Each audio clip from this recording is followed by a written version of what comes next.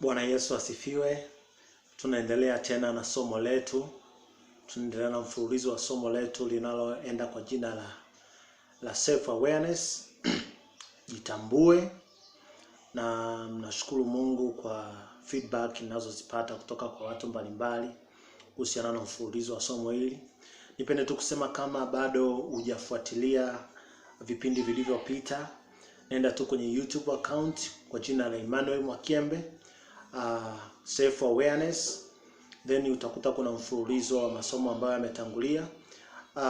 Ushauri wangu tu ni kwamba usiangalie episode moja tu, usiangalie sehemu moja au mbili, angalia zote ili upate kitu kizima.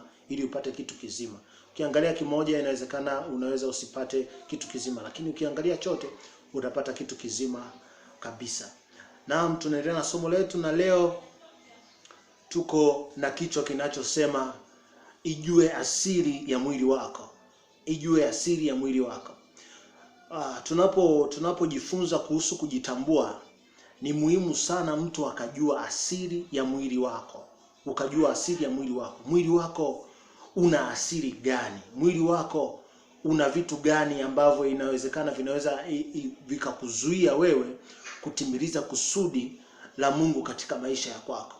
Kwa hiyo mwili unaweza ukawa rafiki yako kwenye kusaidia kufikisha wewe katika kusudi la Mungu, ama mwili huo unaweza ukawa ni adui yako. Sasa nataka tuangalie mistari mbalimbali katika Biblia, nini asili ya mwili wako. Na hii itakuwa ni sehemu ya kujitambua, kwa sababu ukishaijua asili ya mwili wako utaweza kujua kwamba okay, ni namna gani ninatakiwa niende na mwili wangu.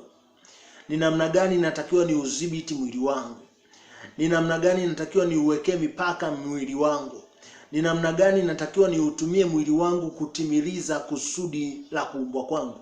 Ni namna gani ninatakiwa ni utumie mwili wangu kunipeleka kwenye mafanikio. Kwa hiyo ni muhimu sana kujua asili ya mwili wako, kwa sababu usipoijua asili ya mwili wako unaweza ukafikiri mambo ndivyo yalivyo. Unaweza ukafikiri tu mambo ndivyo yalivyo. Kumbe mwili una asili yake. Na kama una asili yake, basi kuna namna ya ku-manage, kuna namna ya ku-control. Sasa tutaanza moja kwa moja na asili ya kwanza ya mwili. Asili ya kwanza ya mwili. Mwili ni dhaifu. Nature of your body. Asili ya kwanza ya mwili. Mwili wako ni dhaifu. Mwili wako ni dhaifu. Ukisoma kitabu cha Walumi 6:19, anasema kwa jinsi ya kibinadamu, kwa sababu ya udhaifu wa miili yenu. Kwa jinsi ya kibinadamu, kwa sababu ya udhaifu wa miili yenu. Kwa hiyo kumbe mwili ni dhaifu. Mwili ni dhaifu. Udhaifu wa mwili una shida gani? Udhaifu wa mwili unaweza kukusababishia wewe kutokufikia malengo yako. Udhaifu wa mwili unaweza kusababishia wewe kutofikia mafanikio yako kwa sababu ya udhaifu wa mwili. Sikiliza, Yesu alipokuwa amebeba kusudi kubwa sana na zito sana la kumkomboa mwanadamu, ilifika mahali mwili wake uligoma. Ulifika mahali mwili wake uligoma. Tunamsikia Yesu akiwa katika kuomba, akawa anasema roho iradhi. Roho iradhi, lakini mwili ni dhaifu. Yaani kwa roho yangu naweza nikaendelea. Kwa roho yangu naweza nikaikabili hii hali ambayo iko mbele yangu. Lakini mwili wangu umegoma, mwili ni dhaifu, mwili ni dhaifu. Ikafika mahali anasema, Baba basi ikiwezekana kikombe hiki kiniepuke. Mwili wake umegoma, mwili wake umegoma.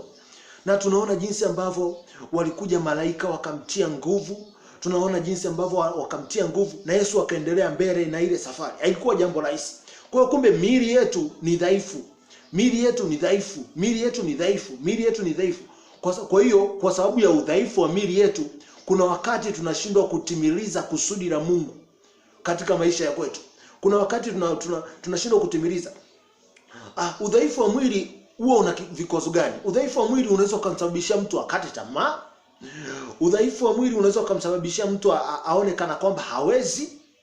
Udhaifu wa mwili unaweza kumsababishia mtu akose imani ya kuendelea mbele. Udhaifu wa mwili unaweza ukamsababishia mtu aone kana kwamba hakuna lolote tena linaloweza kufanyika, kwa sababu mwili ni dhaifu. kwa sababu mwili ni dhaifu. Kama Yesu ilifika mahali akasema kwamba roho iradhi, kwamba roho inaweza kaendelea mbele, kwa sababu kwa maana kwamba kwa roho yangu bado niko willing, bado nina nafasi ya kuendelea, lakini mwili wangu unagoma. Tunaona Yesu akalia mpaka machozi ya damu yakamtoka. Kwa sababu gani? Kwa sababu ya udhaifu wa miili yetu. Kwa hiyo ninasema ujue asili ya kwanza ya mwili wako kwamba mwili ni dhaifu. Kwa hiyo kama mwili ni dhaifu unahitaji kutiwa nguvu. Kama mwili ni dhaifu unahitaji kutiwa moyo. Kama mwili ni dhaifu kuna nguvu ya Mungu ambayo iko maalum kwa ajili ya kuuisha miili yetu. Iko maalum kwa ajili ya kutufanya tuendelee mbele. Iko maalum. Kwa hiyo nataka nikwambie kitu kimoja, ya kwamba mtu ambaye hana hiyo nguvu ya Mungu, mtu ambaye hajajua ya kwamba mwili wake ni dhaifu, kuna vitu akikutana navyo ni ngumu sana kuvishinda. Kuna vitu akikutana navyo ni ngumu sana kuendelea mbele. Kuna vitu akikutana navyo ni ngumu sana yeye kupata ushuhuda chanya. Kwa sababu gani? Kwa sababu akikutana na hivyo vitu vinamshinda kwa urahisi, kwa sababu kwa mwili wake tu hawezi kuvishinda. Na ndio maana neno la Mungu linasema neema ya Mungu inatusaidia wakati wa udhaifu wetu, wakati wa madhaifu yetu. Unajua Yesu alikuja, alijua kabisa kwamba miili yetu ni dhaifu, na ndio maana neema ya Mungu iko kutusaidia. Moja kati ya eneo la muhimu sana ambao neema ya Mungu inatusaidia ni kwenye udhaifu wa miili yetu. Sasa hiyo ni asili ya kwanza. Tunakuja asili ya pili. Nataka tu utambue, upate kujitambua mwili wako una asili gani. Kitu cha pili, mwili una asili ya dhambi. Mwili wako una asili ya dhambi. Tusoma katika kitabu cha Warumi 7 kuanzia mstari wa 14, anasema, kwa maana twajua kuwa torati asili yake ni ya rohoni, bali mimi ni mtu wa mwilini, nimeuzwa chini ya dhambi. Kwa hiyo tunaona anaposema torati anazungumzia neno la Mungu. Neno la Mungu asili yake ni ya rohoni. Neno la Mungu lipo maalum kabisa ya kutu instruct, ni agizo la Mungu la namna ya sisi kuweza kuishi tukiwa hapa duniani. Lakini sikiliza, mwili unagoma. Anasema hilo neno la Mungu asili yake ni rohoni. Neno la Mungu asili yake ni ya rohoni. Lakini mimi ni mtu wa mwilini. Nimeuzwa chini ya dhambi. Maana yake nimekuwa mtumwa wa dhambi. Nimeuzwa chini ya dhambi. Kwa hiyo neno la Mungu asili yake ni ya rohoni. Mwili wako asili yake ni ya mwilini. Mwili wake una asili ya dhambi. Kwa hiyo anasema kwa sababu hiyo nimeuzwa chini ya dhambi. Sasa ukiendelea mbele, utapata kuona kitu cha ajabu sana. Anasema maana, mstari wa 15 anasema, maana sijui nilifanyalo kwa sababu lile nilipendalo silitendi, bali lile nilichukialo ndilo ninalolitenda.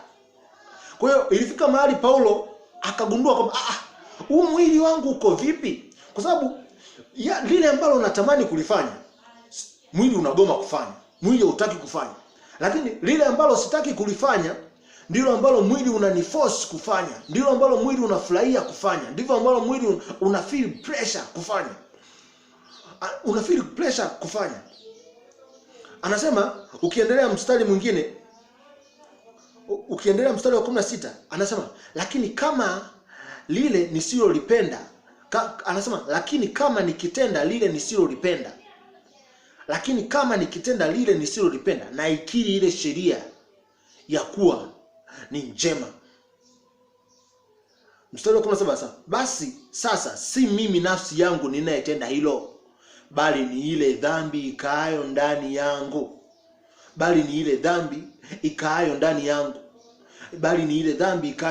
Mstari wa 18 anasema maana najua kuwa ndani yangu, yani ndani ya mwili wangu, halikai neno jema, kwa kuwa kutaka nataka, bali kutenda lililo jema sipati.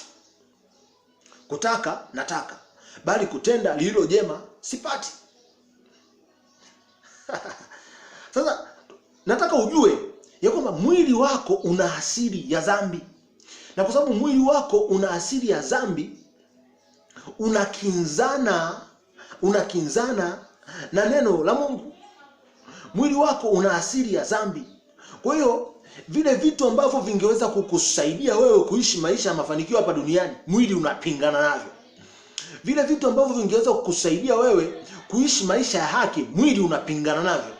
Vile vitu ambavyo vingeweza kukusaidia wewe kuishi maisha ya baraka, mwili unapingana navyo.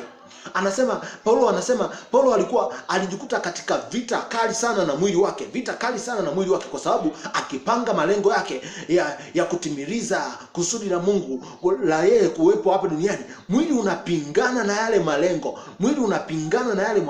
Kuna watu wengi sana wanapanga malengo, mwili unapingana na yale malengo. Akisema kwamba okay, sasa kila siku nitakuwa ninaamka asubuhi saa 11 kuomba, anajikuta ameamka saa 3 asubuhi, anasema okay, sasa hizi kila siku nitakuwa nasoma neno, anajikuta kila akianza kusoma neno anasinzia, kila akianza kusoma. Mwili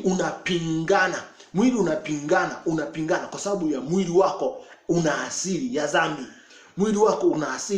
Kwa hiyo ni muhimu sana ukajua kwamba okay, kumbe mwili wangu una asili ya dhambi. Na ndio maana lile ninalotaka kulifanya silifanya, lakini lile ambalo sitaki kulifanya ndilo ninalojikuta nafanya, ndilo ambalo mwili unafurahia kufanya.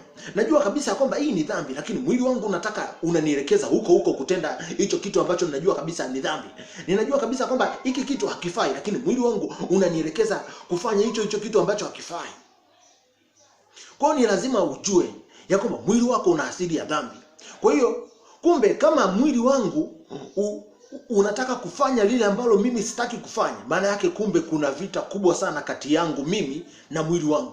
Kumbe nikiuacha mwili unitawale, nikiuacha tu mwili uende kama unavyotaka, kumbe sitatimiliza kusudi la Mungu hapa duniani, ya kwamba kumbe sitampendeza Mungu, ya kwamba kumbe malengo yangu hayatatimia. Kwa hiyo ndio maana nataka ujue asili ya mwili wako. Kwa hiyo tumepata kujua ya kwamba mwili wako ni dhaifu. Asili ya kwanza ya mwili wako ni dhaifu, na kama mwili ni dhaifu, kwa maana kwamba unakuwa ni vigumu kushinda changamoto mbalimbali zinazokuja kwenye maisha kwa sababu ya udhaifu wa mwili wako. Kwa hiyo tufanyeje? Kwa hiyo kumbe kuna nguvu ya Mungu inaweza kutusaidia kushinda vitu mbalimbali vinavyokuja kwenye maisha yetu. Na ndio maana kuna swala la neno la Mungu, ndio maana kuna swala la imani, kuna swala la maombi. Hivyo vitu vyote ni nguvu.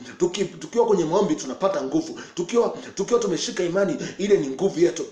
Tukiwa na neno la Mungu ndani yetu, ile ni nguvu yetu.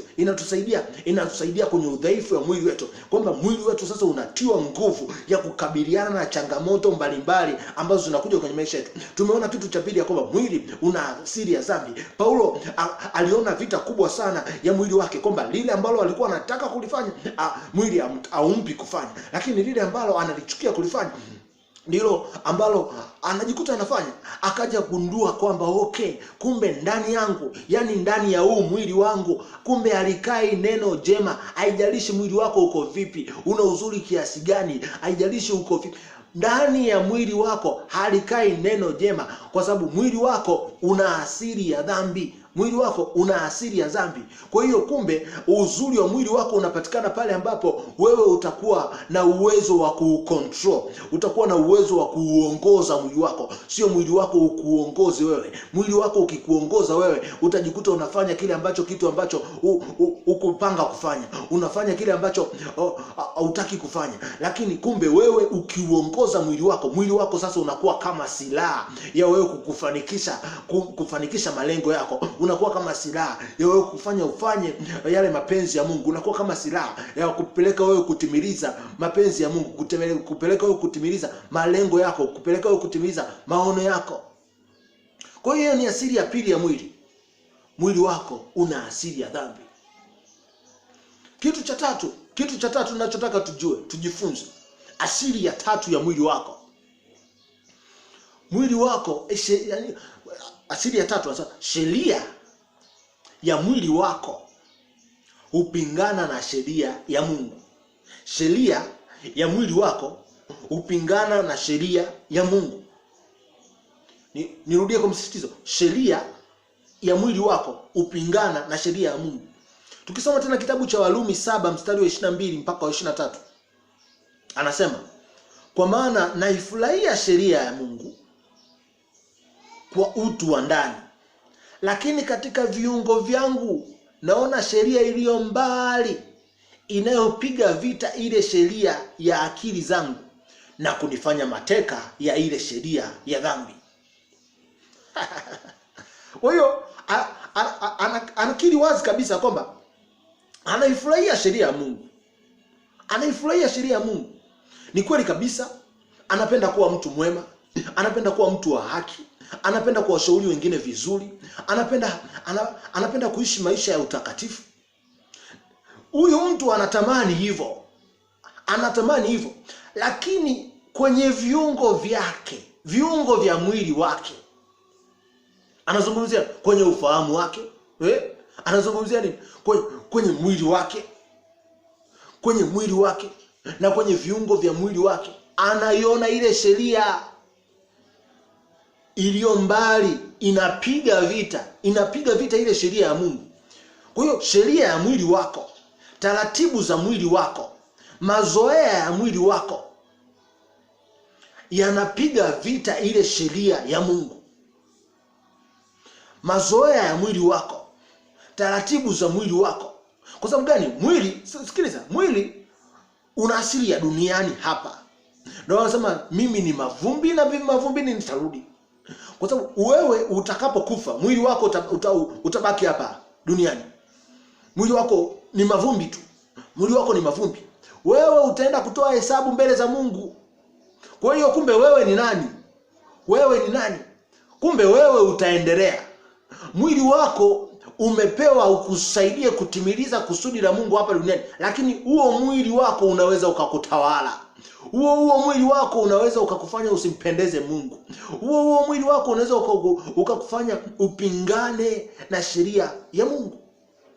Sasa Paulo anasema kwamba naifurahia ile sheria ya Mungu. Naifurahia. Ni kweli natamani iwe hivyo. Natamani nienende katika mapenzi ya Mungu. Natamani nilijue kusudi langu.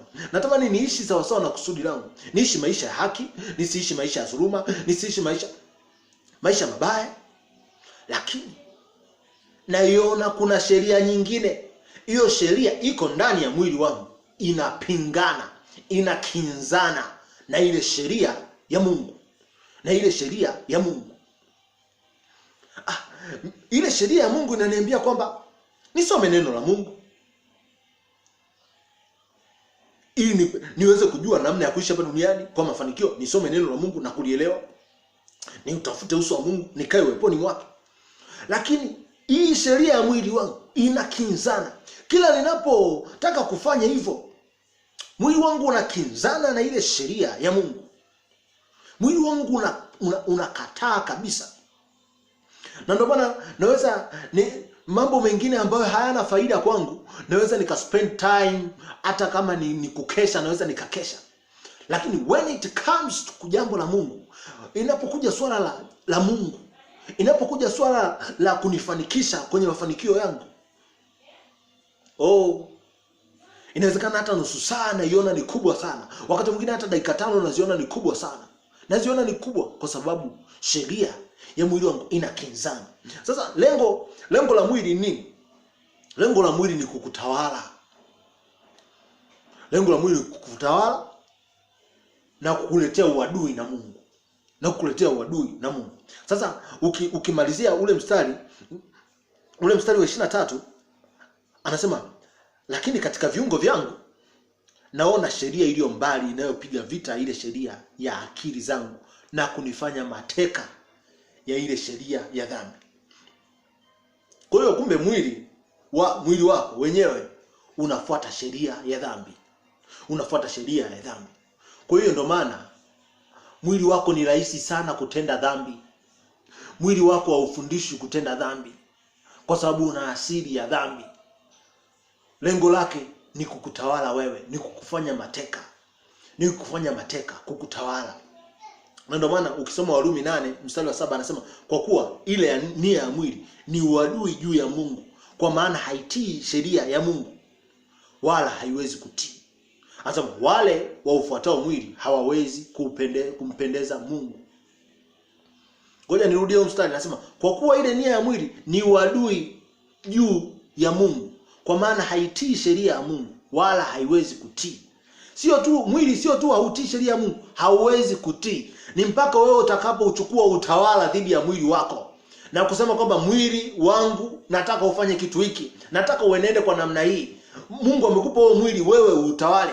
Lakini ukiuacha mwili ukutawale wewe, utakuongoza katika kupingana na Mungu. Utajikuta uko na uadui na Mungu, kwa sababu mwili wako utakuelekeza katika dhambi.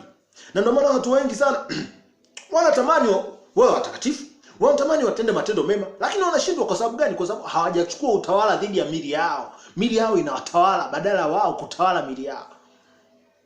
Sasa anasema wale waufuatao mwili hawawezi kumpendeza Mungu. Paulo hajaficha. Iko very direct. Wale waufuatao mwili. Kumbe mtu anaweza akaufuata mwili. Mtu anaweza akaufuata mwili. Yaani wewe umekuja hapa duniani mwili ukusaidie kuishi sawa sawa na kusudi la Mungu kwenye maisha yako. Lakini umekuja hapa umeragaiwa na mwili wako. Watu wengi leo hii wameragaiwa na mili yao. Wanaifuata. Mili inawadrive kwa tamaa zake. Mwili unawadrive mili yao inawapelekea kwenye kutenda dhambi. Kwa sababu gani? Kwa sababu hawajachukua utawala kamili wa mili yao. Sasa wale waufuatao mwili hawawezi kumpendeza Mungu. Unafuata mwili wako, hauwezi kumpendeza Mungu. Hauwezi kumpendeza Mungu. Kwa hiyo ni lazima ujue kwamba asili ya mwili ni kwamba sheria ya mwili hupingana na sheria ya Mungu. Na ndio maana nikiufuata mwili siwezi kumpendeza Mungu. Kwa sababu ninapoufuata mwili ninatengeneza uadui kati yangu na Mungu. Kitu cha nne, asili ya nne ya mwili. Asili ya nne ya mwili ni nini? Asili ya nne ya mwili. Mwili wako huelekea mauti. Mwili wako huelekea mauti. Sikiza, mwili ni mavumbi. Mwili wako unatamani sana urudi mavumbini. Hata kama hujatimiliza kusudi la Mungu hapa duniani. Unatamani mwili wako sana. Na ndio maana mwili unakuelekezea kwenye mambo ambayo ni ya uangamivu. Ukisoma katika kitabu cha Mithali anasema ipo njia ionekanayo kuwa ni sawa machoni pa mtu, lakini mwisho wake ni njia za mauti. Kwa hiyo kumbe kuupendeza mwili wako unakupelekea mauti. Sasa mauti, kuna mauti ya kufa. Kuna mauti ya kufa kwa maana ya kwamba kuzikwa, kwenda kaburini, kwamba umekufa, maisha yako yameishia hapo. Kuna mauti nyingine. Kuna mauti ya kusudi lako kufa. Kusudi lako kufa, yani mtu atambui kwa nini yuko hapa duniani. Mtu atambui yeye anaishi kwa sababu gani. Hiyo nayo ni mauti nyingine. Mtu ambaye alijui kusudi la kuishi kwake. Mtu ambaye ajui kusudi la kuishi kwake, huyo mtu amekufa. Na ndio maana neno la Mungu linasema asiyeweza kujizuia nafsi yake amekufa ingawa yu hai.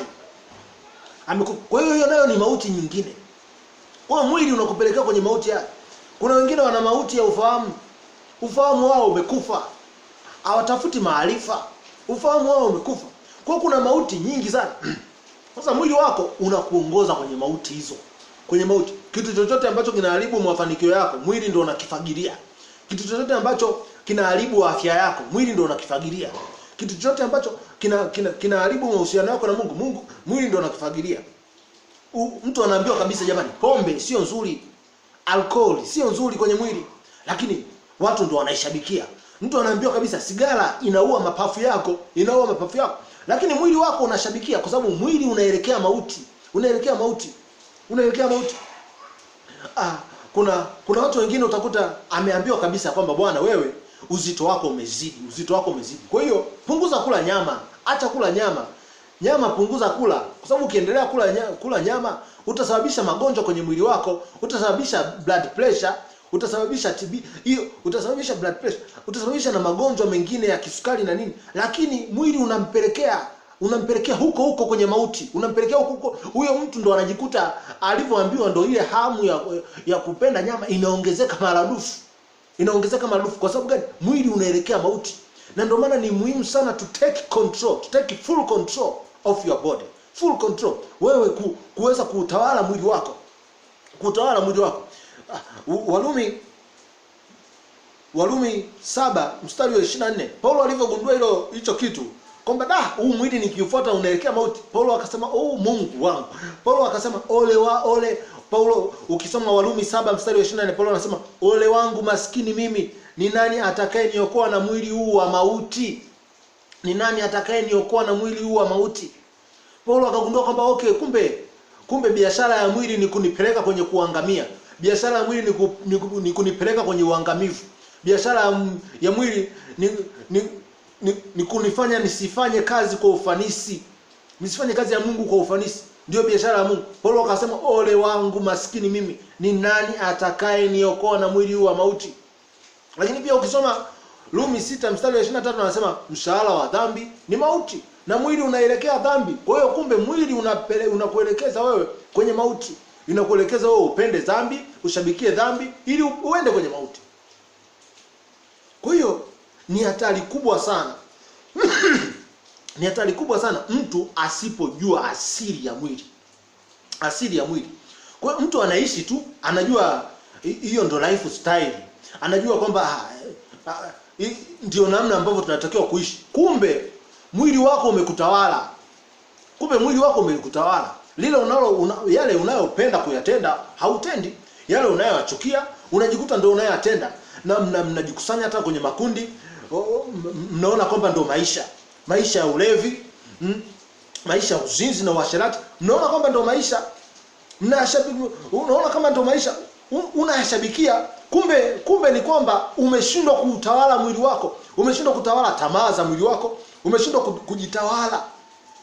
kujitawala. Na hiyo ni hatari kubwa sana. Kwa hiyo tunapozungumzia kujitambua, ni lazima mtu atambue asili ya mwili wake.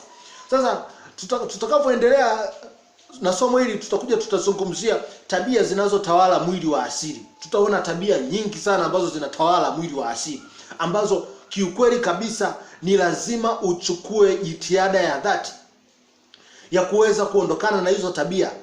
Na hii inawezekana vipi? Ni wewe kuweza kuutawala mwili wako. Kwa hiyo mwili una asili yake. Kwa hiyo kumbe mtu anaweza akawa ni mzuri. Mungu amekupa mwili ili ukusaidie kutimiza kusudi lake ukiwa hapa duniani. Na ndio maana amekuleta hapa duniani. Amekupa mwili, lakini huu mwili wako ukiruhusu mwili ukutawale, hauwezi kumpendeza Mungu. Ukiruhusu mwili ukutawale, hauwezi kutii sheria ya Mungu. Ukiruhusu mwili ukutawale, utaishi maisha ya dhambi. Ukiruhusu mwili ukutawale, utaelekea kwenye uangamivu, utaelekea kwenye mauti. Kwa ni lazima uchukue jitihada za dhati kabisa kusema kwamba nachukua utawala dhidi ya mwili wangu.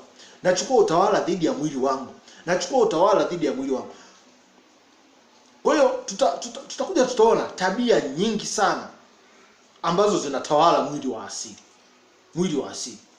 Sasa tunawezaje kuzishinda hizo tabia? Ni pale ambapo tutakuwa na nguvu na mamlaka ya kuweza kutawala mwili yetu. Tutaweza kutawala mwili wetu. Na tunawezaje kutawala? Kwamba kuna vitu tunasema no, kuna vitu tunasema yes.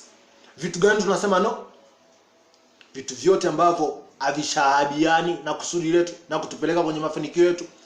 Vitu vyote ambavyo havitupelekei kwenye utimilifu wa ndoto zetu na maono yetu. Vitu vyote ambavyo havimpendezi Mungu. Tuna put big no.